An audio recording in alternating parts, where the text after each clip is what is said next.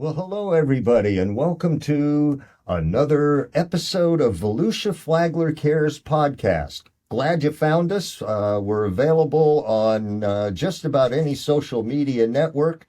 I'm your host, Kelly Lacombe, and along with my new co-host, Chris DeWind,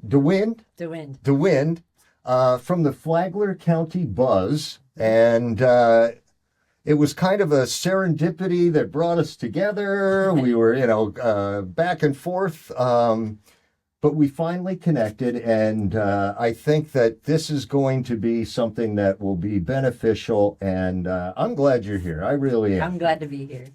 Well, so for everybody who doesn't know, or if you do, Chris and her partner Kim published the Flagler County Buzz.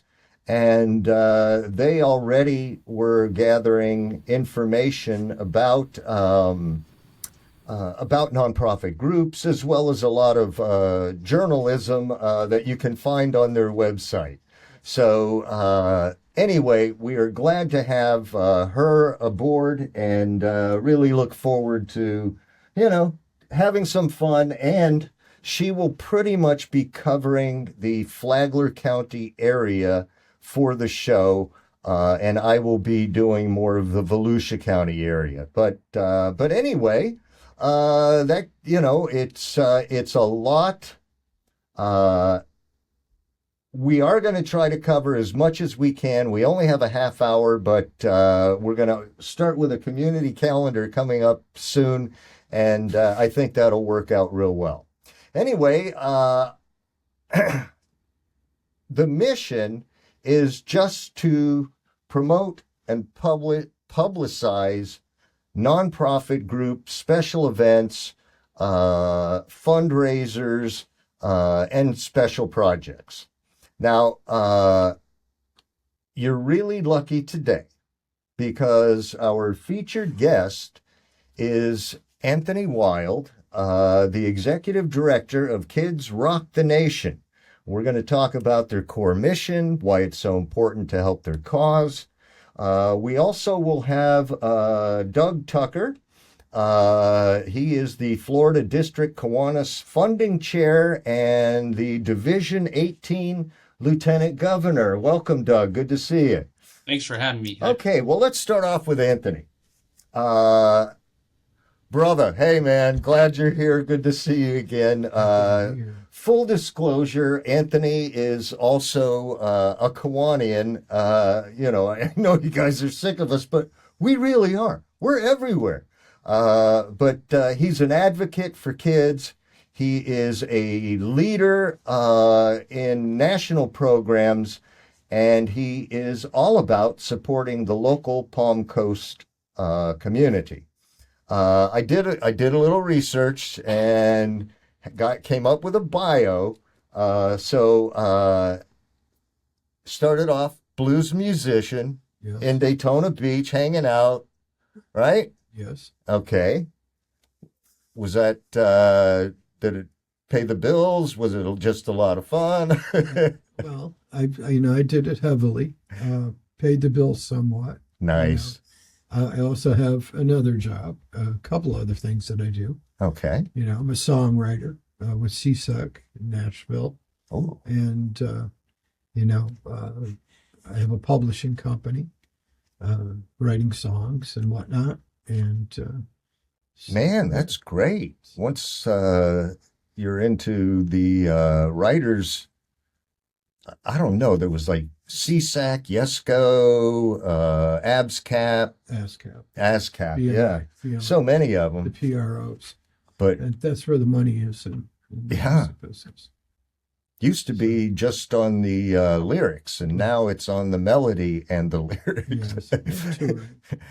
Ask one of the guys who's going to be our guest, Vanilla Ice, coming up. But anyway,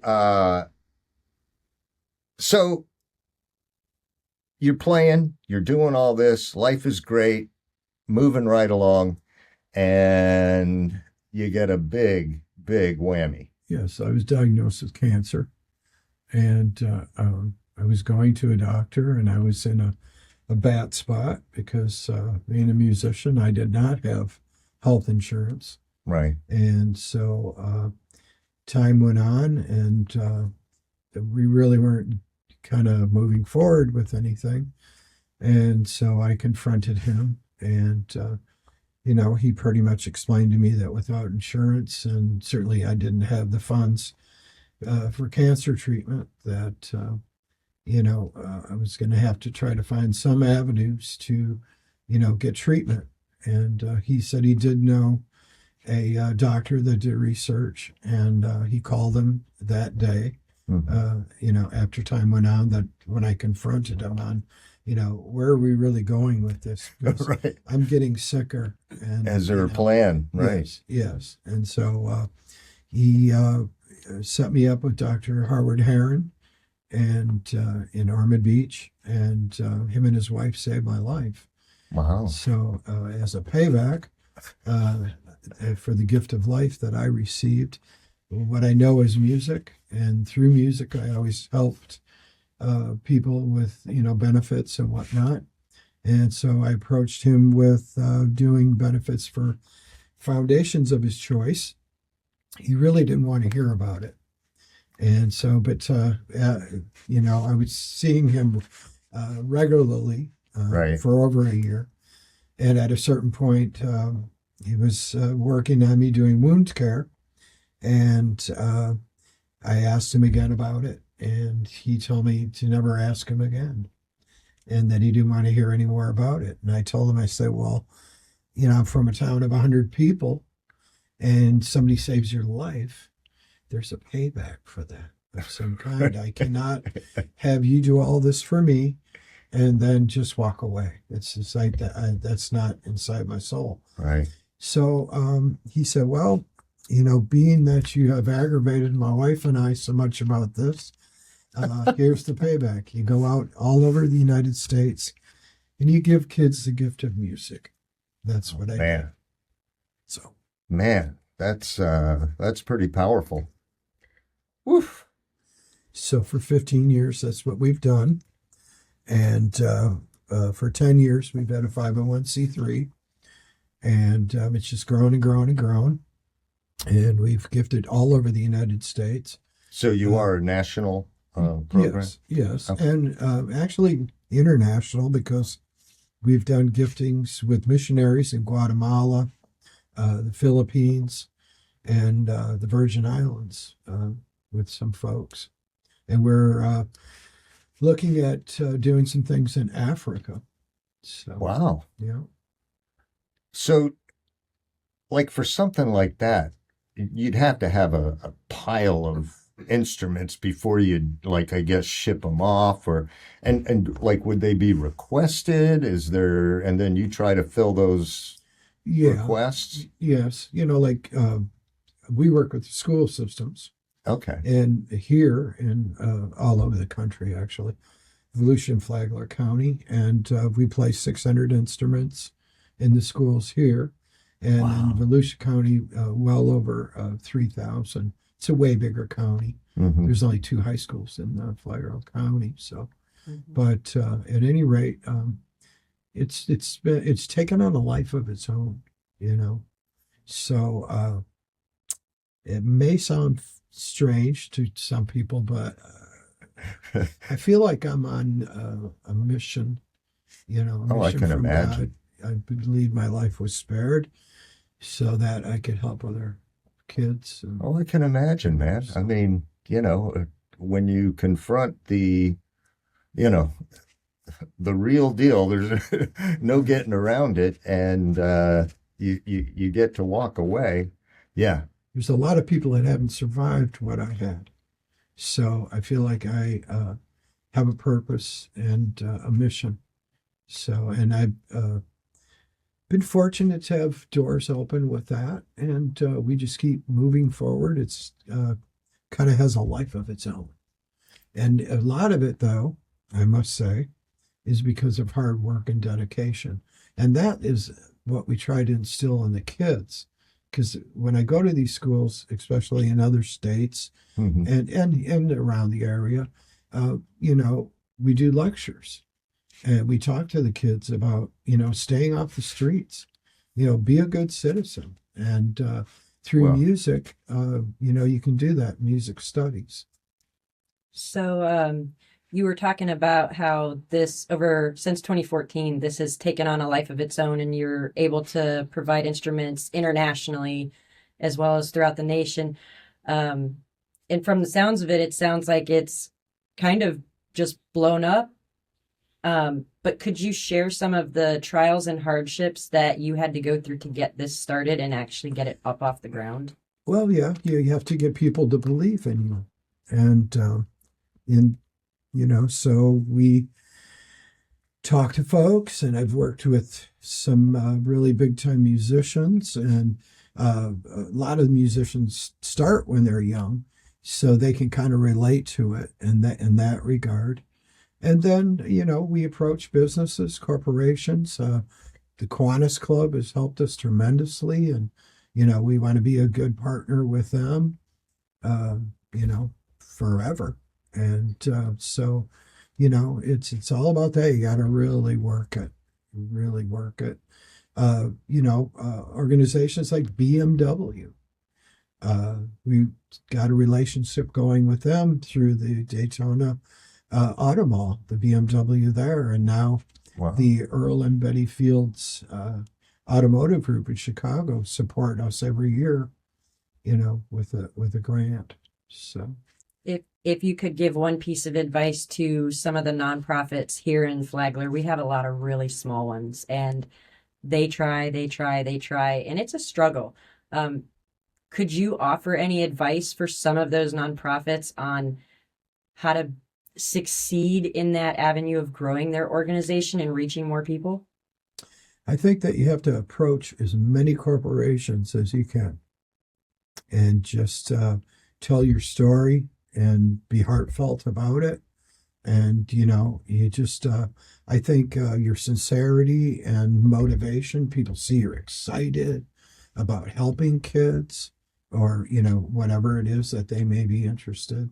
I think a lot of it is like people have talked to me and they go, they can just kind of feel the enthusiasm. Passion. The passion. Yeah. Yeah. So. Well, kind of following, how are kids selected, especially if, you're doing this in the United States do they have to be a certain age? They do. Okay. 8 to 18. Okay. After 18, we feel that kids at that point should go out and get Buy a job. an instrument. That's correct. And we go through the school systems because, when I first started, and I'm going to be honest with you, every kid would like to have an instrument, but then when you go back and you contact them, and I was running into situations where some of them were like, oh, well, now I'm into soccer and I didn't realize it was going to hurt my fingers. Well, no pain, no gain. When you're running around on the soccer field, your muscles are going to hurt, but you work through it.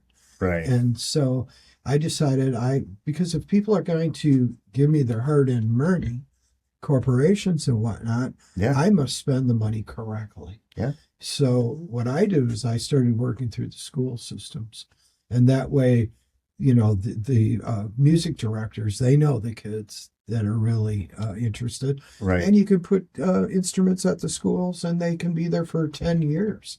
So all these kids over all these years that are coming in are able to use these instruments. Okay. See, I thought that it was given directly to the children, not to the schools. Or is it both? It's the both. See, what it is once they're given to the school, then the teacher tells me Johnny, Susie, and Billy are the ones that are really, really going to be a good investment. Yeah, because there's no way you could keep up with that many schools and districts. And we try to do out of the box things, like in Columbia County, Georgia.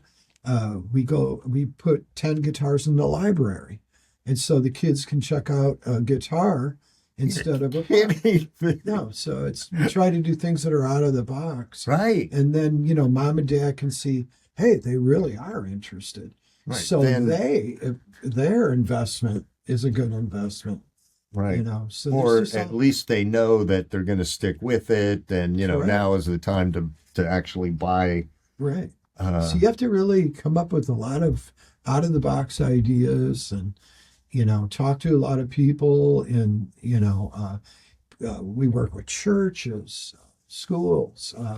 We Well, work with kids that have autism.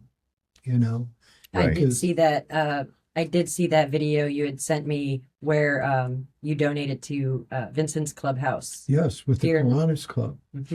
Here in Palm Coast.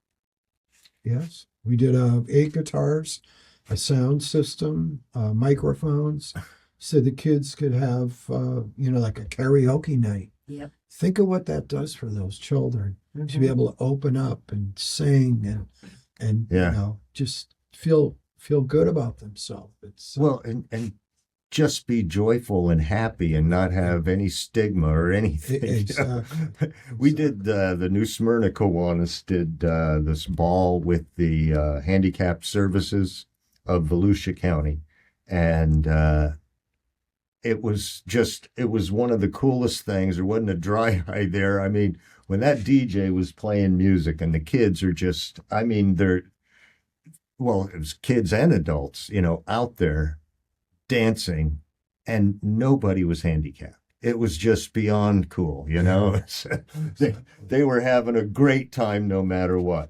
So you gift these instruments. Is there any quantifiable measurement of, this is how many kids were enrolled, and they, this is what their GPA is, or there's probably. No, in fact, we like to work with the underdog, the kid that maybe would never get an instrument if there wasn't Kids Rock the Nation, because that could be the next greatest musician in the world.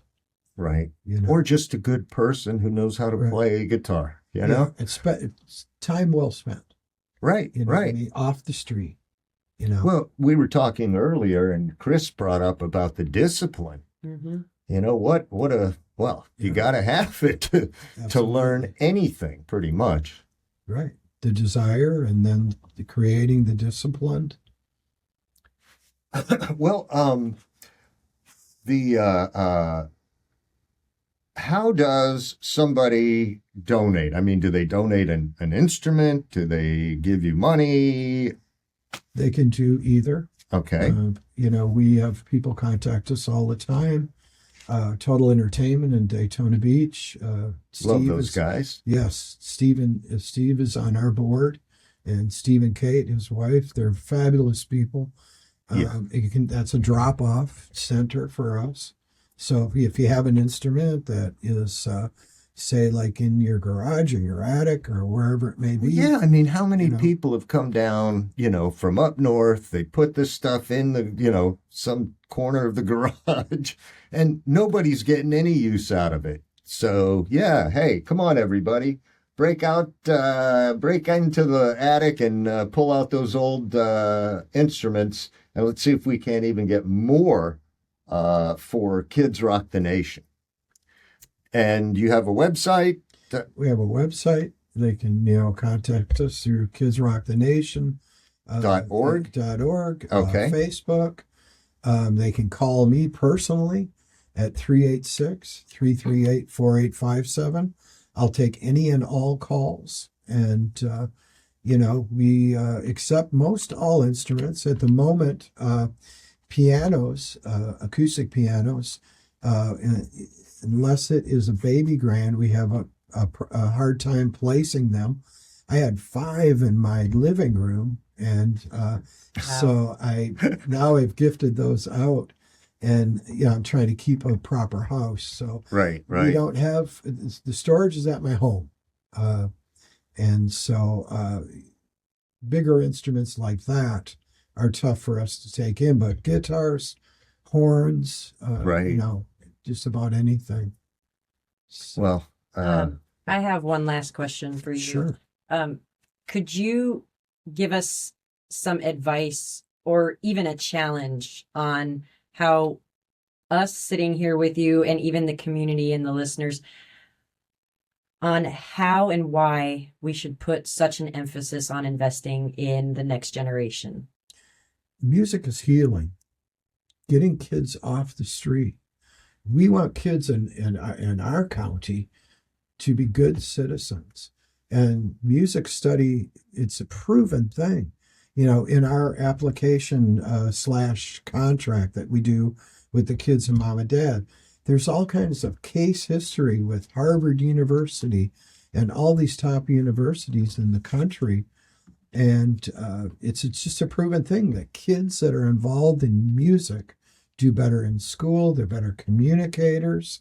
They're dedicated to what they're doing. Right. So it just creates Follow through. Yes. It's just so many things that music, it's all math, Right. So, Meter. yes.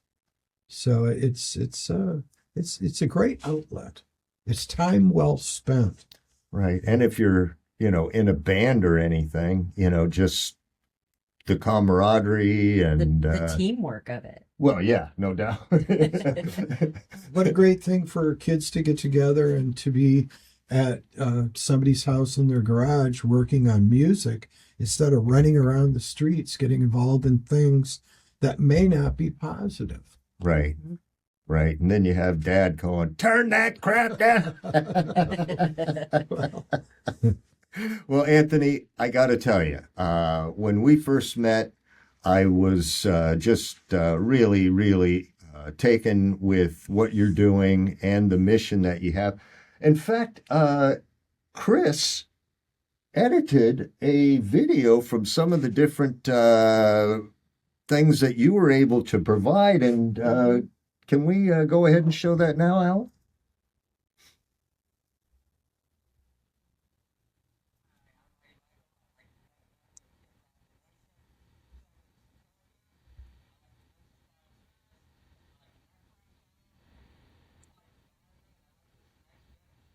So they know what they're doing. Oh, yeah. This kid is with my Tom Perkins. He's going to be a blue star.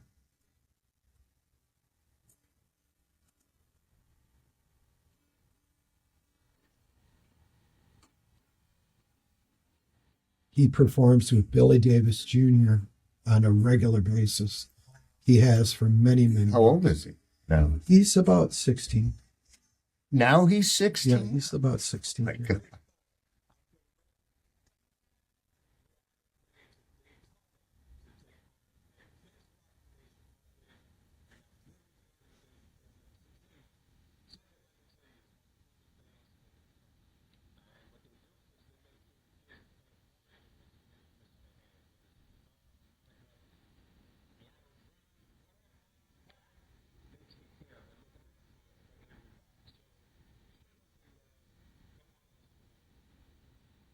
Last week they did a gifting in New York with Kevin.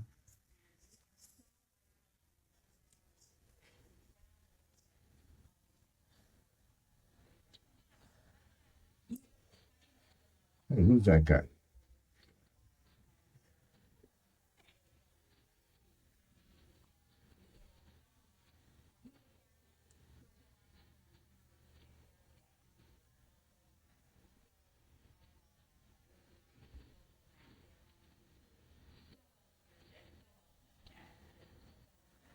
Man, even the amps and speakers. Oh, yes.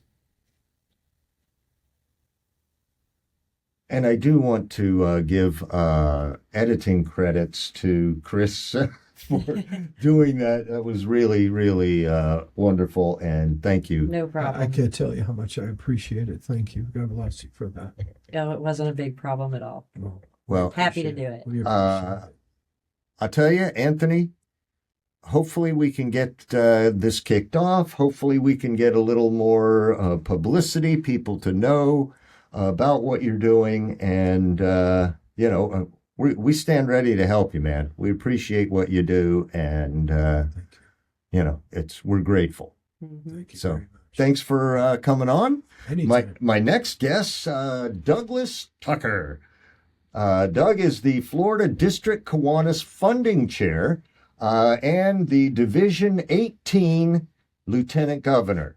as the district chair of, well, and he's a nice guy. He's a good friend, and we've kind of developed a relationship as lieutenant governors. And but I find that there's so much happening with nonprofits right now that there are challenges both at a club level, at a division level, and then at a district or like a Southeast Conference type of level. And there are people in the trenches doing things, and you kind of wonder what's the future of where you think the fundraising will go, and then what are the challenges for tying that together into like promotions, where the rubber meets the road. Well, first of all, thank you for giving me an opportunity to speak today. I apologize. I was a little late. I was in a conference call. I do have a 9 to 5 job. I was retired, but now I'm the CEO of a medical institute. But you're exactly correct. I mean, fundraising has changed so much over the years. If you remember, when you were in high school or even in grade school, you used to go around and sell candy bars and door to door and all that stuff, or your parents would take a list of work and all that stuff. That's how fundraising used to get done. It's really changed and evolved over the years. And as a not-for-profit, a 501c3, as a foundation, it gives organizations now an opportunity to really branch out and utilize technology. So there's a lot of different ways. We could get into a lot of different discussions on how we do it at the club levels and even at the division levels. But the district level, I'm the fundraising chair of the whole district of Florida. And, it's also given up some opportunities there. Well, now, do you work with national companies? Are there, I mean, The ideal partnerships, Kelly, is you'd want to get big major corporations to buy into your organization as a partner. When I try to set up partnerships for both either my club or the district, it's really a long-term partnership. I'll give you an example. If you're going to do a charity golf tournament, and golf tournaments are very popular here in Florida, we have a lot of golf courses. A lot of people come here to live, to play golf. On my charitable golf tournament that I set up, the Larry Taylor Legacy Golf Tournament, we lock in our title sponsor for at least 3 years. We ask for a 3-year commitment from those organizations or those companies. And that gives us time to partner with them on some of the projects that they do. And then they get to know us and they get to buy into the projects that we have going forward. So if you're going to do a playground project and you're going to need funding for multiple years, it's always nice to build those corporate partnerships and have them know that the expectation is, hey, for the next 2 or 3 years, we're going to need a commitment from you. And they are willing to do that. But a lot of people are afraid to ask. That's probably the biggest thing in fundraising, right? Is the ask. The fear of rejection, the fear that they may not know who you are and you'll have to explain it. If you can get over that, and there are ways of doing that, but if you can get over that fear and develop a knack for asking, then fundraising, it becomes fun. And that's really what it's all about. So just a few minutes ago, you had mentioned that there's, a few different things between what you do at the district level versus down in the trenches at the clubs. Can you kind of highlight some of the different fundraising avenues that you handle at the district level versus some of the different avenues that the individual clubs are doing? Sure. And you also have to understand the way Kiwanis is set up. If you're a Kiwanis club and you're a foundation, you have your service account and your administrative accounts, right? Your service account dollars come in from the public, they have to go back out to the public. Your administrative account, those monies come in from club members and then they're used for club expenses, dues or meals or whatever. At the district level, it's a little different. Kiwanis, Florida District is actually a 501c4, and there is a difference between a 501c4 and a 501c3. But the foundation, the Florida Kiwanis Foundation, which has a separate board and is basically a separate entity, they're a 501c3. So the challenges that we have at the district level, a lot of clubs don't if they're set up as foundations. I'll give you an example. If you're a club, you may do a golf tournament, you may do a pancake breakfast, you may do a raffle, okay? And those monies will all come into your service account and you'll expend those on service items. But at the district level, any monies that we ask for, let's say, to be a sponsor at our district convention, those monies come in, but it's harder to get those bigger dollar figures due to the fact that we're not a 501c3, and a lot of corporations or a lot of foundations like to donate to other 501c3s for the tax benefit of it. Now, a 501c4 can still take money in from the outside. They just have to file the proper paperwork with the Florida Department of Agriculture. But a lot of times you're going to find corporations don't necessarily want to give dollars towards expenses. They want to give dollars towards projects. So it makes it a little more challenging. So we have to kind of negotiate our way or navigate our way through those waters and work together with the Florida Kiwanis Foundation to be able to put those big sponsorship dollars to good use. Well, yeah, you definitely long-term sponsorships are the way to go. The Daytona Beach Club, they are going to be celebrating their 50th annual Score One for Kids golf tournament on the 18th. Excellent. And they have. Last year, we did an award to Carter Electric for like their 23rd straight year in a row as a sponsor, John Hall Chevrolet. This is as long-term as it could possibly be, but they, such wonderful people. I mean, even like when COVID happened, which really, obviously it hurt. And we do ours in April. So it was like the week before everything shut down. We had already had all of the golfers paid out. We had already reserved, everything. It really, really put a hurt on us. And, but the coolest thing ever happened when we went to the sponsors and said, hey, the next year, listen, if you need the money back, we'll just wipe it. And then, for the upcoming year, you can come in, and not one of them asked for their money back. It was very, very cool. That's really because of the years that they've participated and got to know your organization, got to know your club and the projects that you do in the community. And that's really the main focus is, yeah, you're going to find companies that year over year, they may or may not. But if you can solidify, a bank of people that you lock them in for a certain period of time. And of course, listen, when it comes to money, there's always got to be a return on investment, right? As Sure. CEO of a medical practice, I'm always looking at my return on investment. But if the cause is right and the project that they're willing to put that money towards is a great project, I'm going to sign up for a series of years, but a lot of times they don't ask me to, right? They'll come to me and they'll say, hey, Mr. Tucker, can you donate money for our sports program this year? They don't say, hey, can we lock you in for a commitment for the next 5 years, right? Right. And if they did, I may have done that. But year over year, it makes it harder on the actual organization to go route and rechase those people.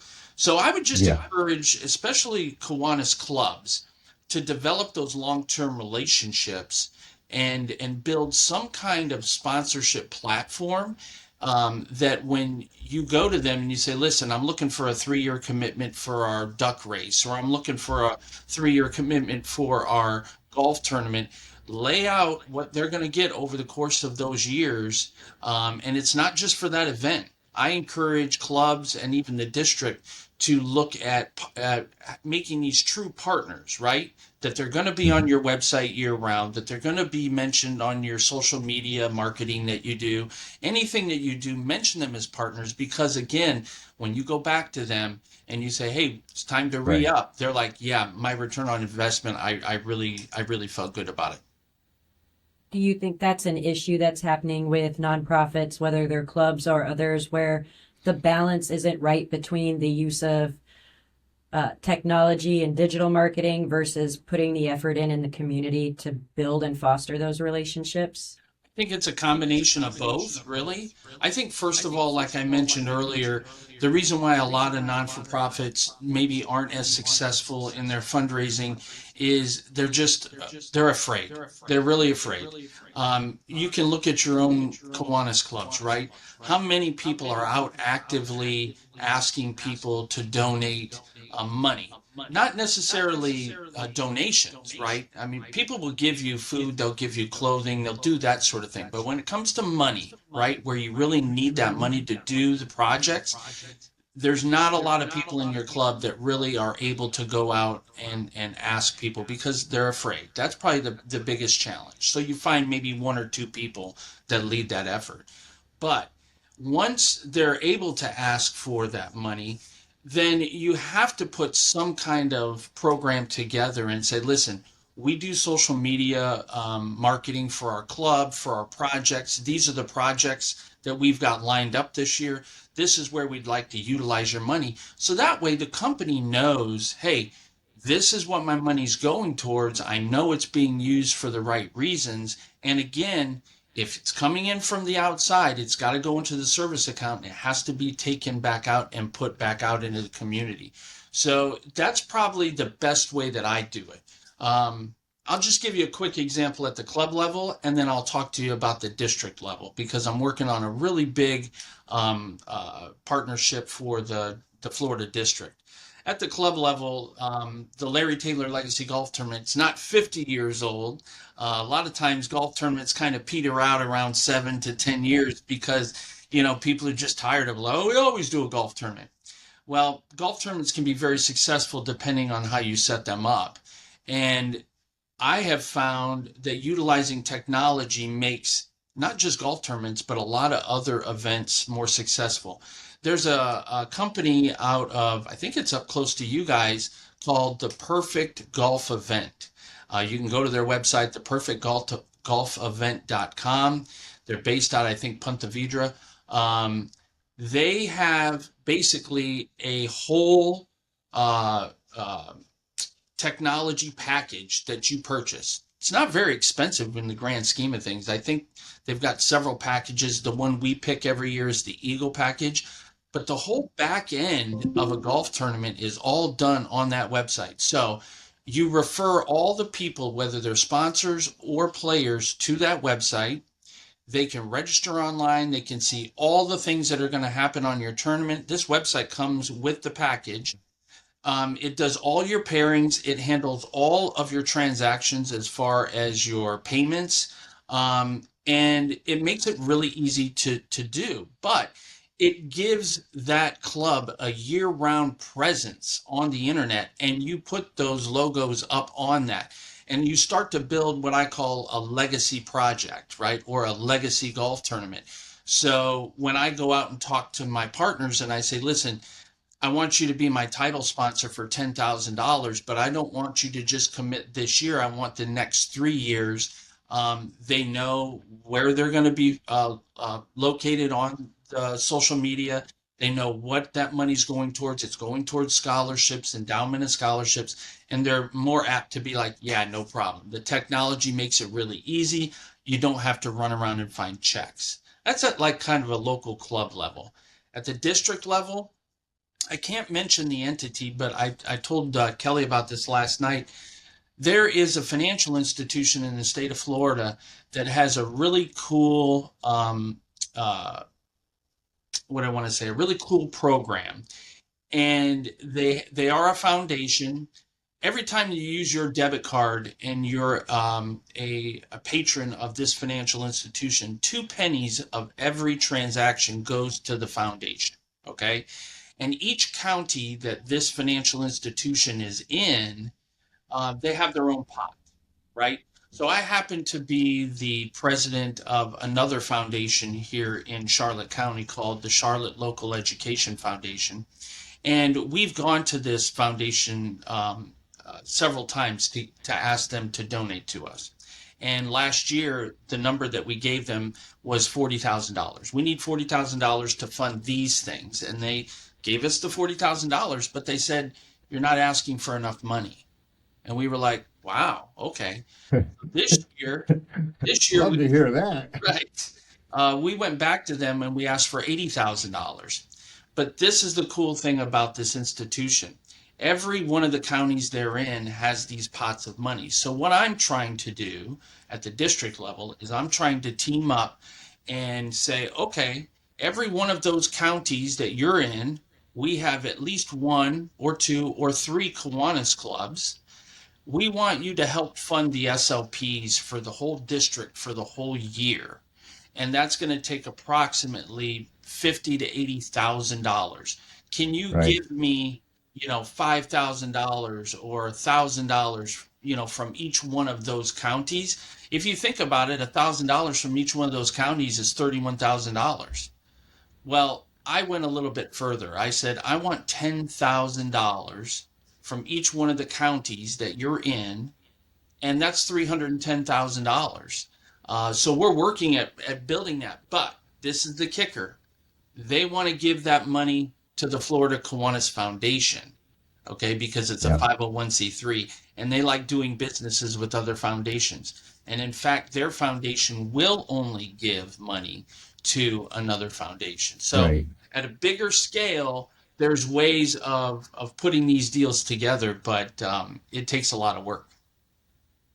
Well, Doug, your perspective is definitely enlightening, and I'm thrilled that we were able to speak with you.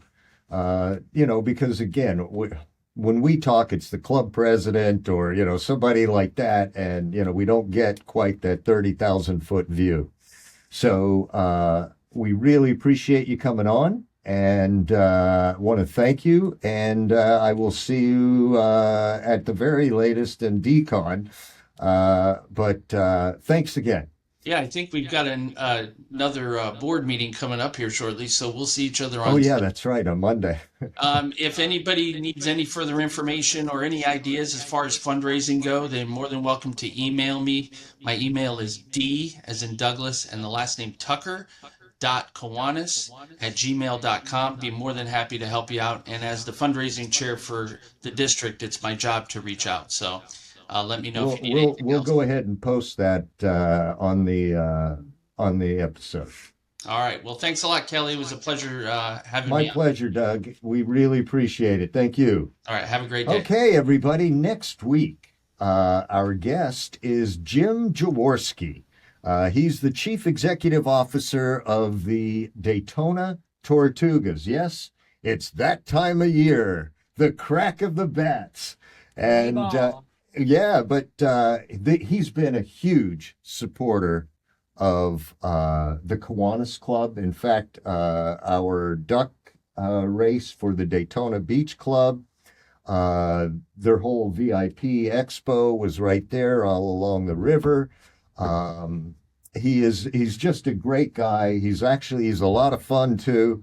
And he's going to talk about the season actually will kick off on Friday. So a week from tomorrow is the start of the gosh, it almost seems like 5 months baseball season. And that'll be at Jackie Robinson Memorial Stadium. We're going to hopefully also have an interview with special guest Sheldon and Shelley, the team mascots. So that ought to be really interesting. All right. Well, listen, everybody. Chris, thanks for being here. Anytime. We're going to figure out a little bit, how our dynamic works. But I appreciate your patience, and thanks for coming out.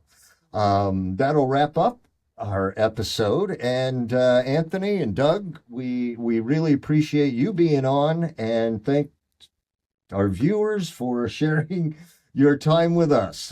We hope that we're going to continue to bring thoughtful, insightful, and we pray it'll be entertaining content for you every week. Look forward to seeing you. Take care. Bye-bye.